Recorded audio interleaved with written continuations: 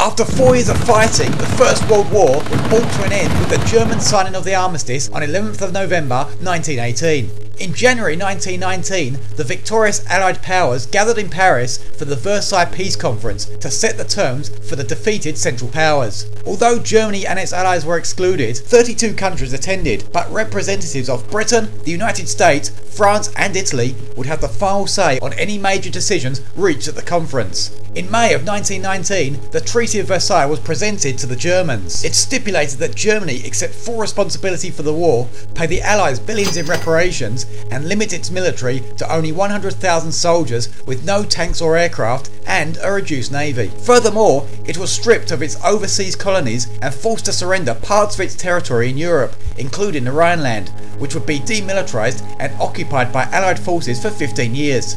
The German delegation reacted angrily to the terms, but with their country still under naval blockade and threatened with invasion, they finally signed the treaty. Political instability in Germany followed, and unsuccessful uprisings by both left and right-wing political factions took place. With a struggling economy, the German government informed France they would be unable to pay reparations for the next 3 years. In response, the French and Belgians invaded the Ruhr Valley, taking control of German coal mines, factories and steelworks. The German government urged workers there to go on strike, promising their salary would still be paid, and extra money was printed for wages. This expenditure, plus government debt and a weak economy, led to hyperinflation, and money became almost worthless. In the following months, the situation stabilised after workers ended their strike, a new currency was introduced, and Germany agreed to continue paying reparations. In 1925, France left the Ruhr Valley. With loans from the United States, the German economy began to improve, and the occupation of the Rhineland ended.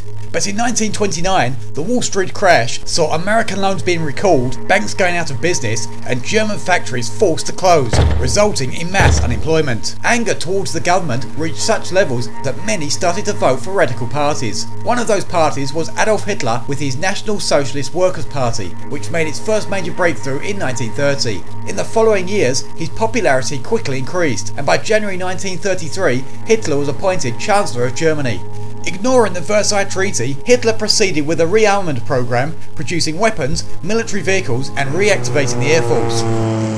Conscription was brought in and the German army rapidly expanded.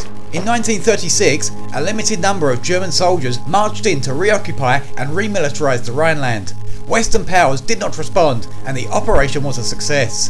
Hitler's popularity soared. Wanting to reunite all German-speaking regions into a greater Germany, Hitler next turned his attention to Austria, where he intervened a number of times to destabilise the government, which eventually resulted in the resignation of the Austrian Chancellor.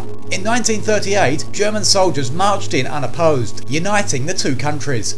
A referendum held in Austria weeks later had a 99% approval to Hitler's actions. Czechoslovakia had a sizable minority of ethnic Germans living in the area known as the Sudetenland.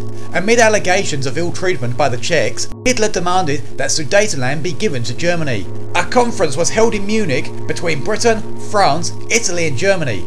Known as the Munich Agreement, it was decided that Czechoslovakia should give Hitler the Sudetenland in order to prevent another war. British Prime Minister Neville Chamberlain returned to England announcing he had secured peace. Shortly after, Poland and Hungary also claimed areas of Czechoslovakia, reducing the country even further.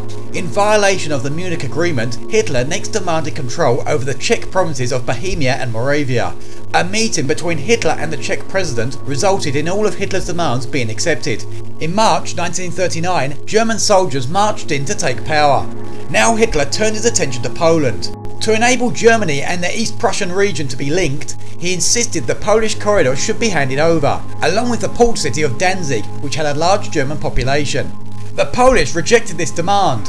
Feeling that he had been betrayed by Hitler over the Munich Agreement, in April 1939, Neville Chamberlain gave the Poles a war guarantee that should Germany invade, Britain and their ally France would declare war on Germany and support Poland. Undeterred, Hitler immediately began drawing up plans for the invasion, and in August 1939, Germany signed a non-aggression pact with the Soviet Union, also agreeing to divide Polish territory between the two countries. No longer fearing a hostile intervention from Russia, Hitler was free to begin the invasion. Despite the guarantee, Poland had not received any soldiers or weapons from either Britain or France and would now be facing Germany alone. On the eve of the battle, the two armies were in position. Facing German territory on their western, northern and southern borders, Poland was already at a severe disadvantage. With around 1.5 million men consisting of infantry, tanks and aircraft, the majority of the German army were on the main Polish border, with additional forces attacking from East Prussia and from Slovakia in the south. The 600,000 strong Polish army was made up of infantry and cavalry,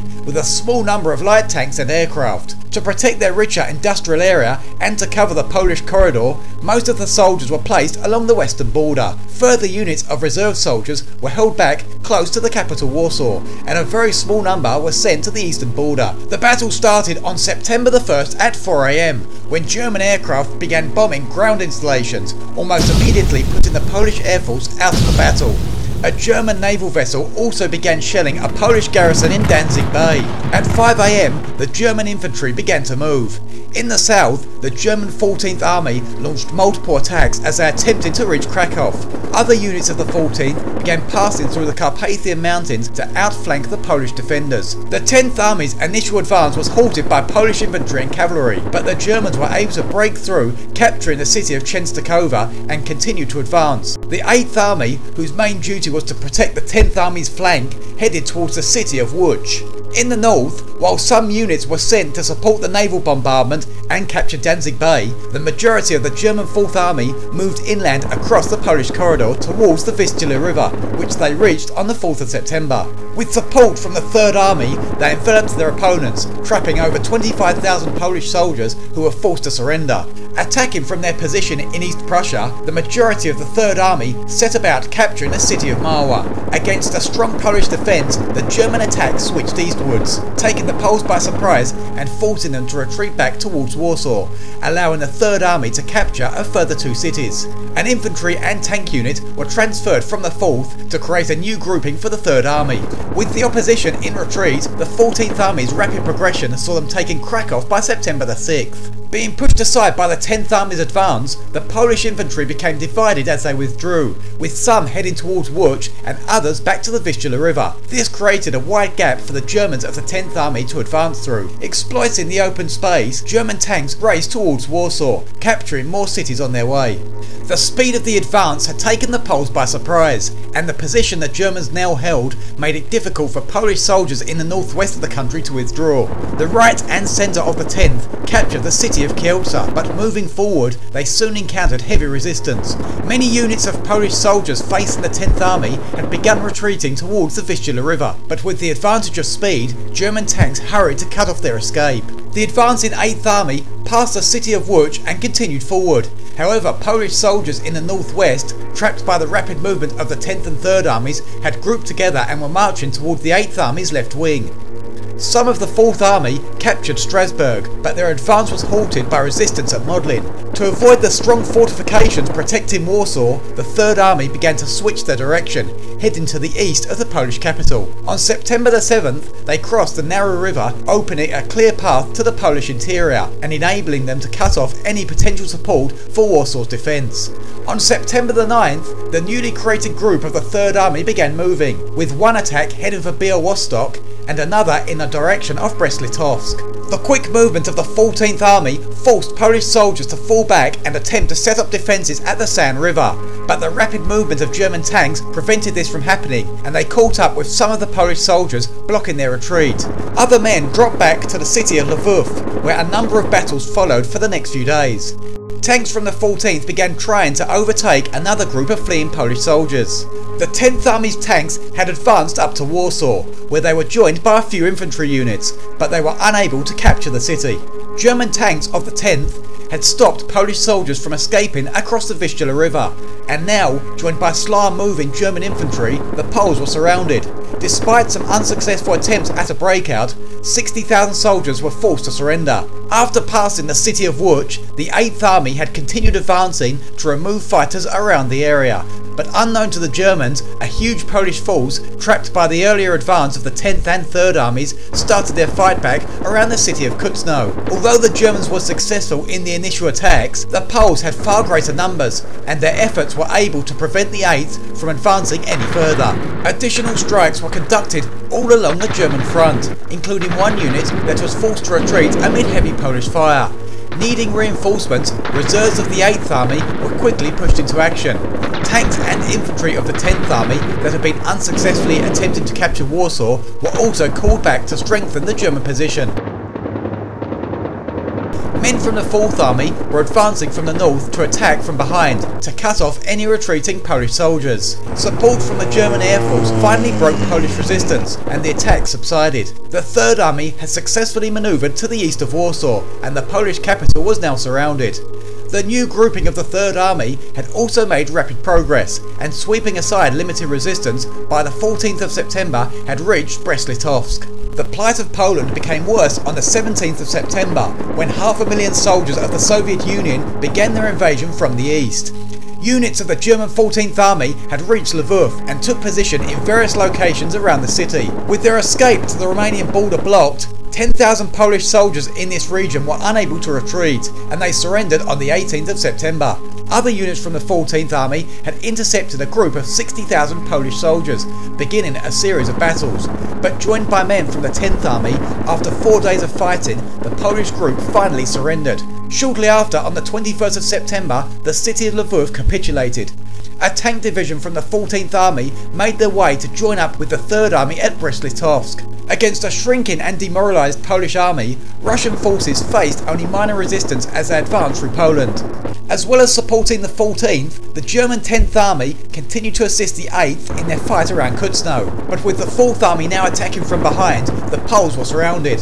The German Air Force was still active in this area, and all attempts at a breakout were ineffectual, resulting in the surrender of 170,000 Polish soldiers. Soldiers and tanks from the 3rd, 4th and 8th Army had encircled both Warsaw and the garrison at Modlin. On September the 24th, the Germans began a huge artillery bombardment against the Polish capital, with additional attacks coming from the air.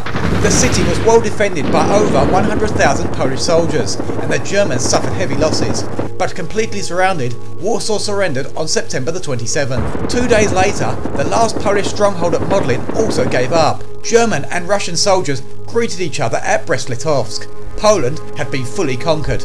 At the end of the battle, the German army had suffered losses of over 12,000. The Polish had lost 60,000, with around 700,000 taken prisoner.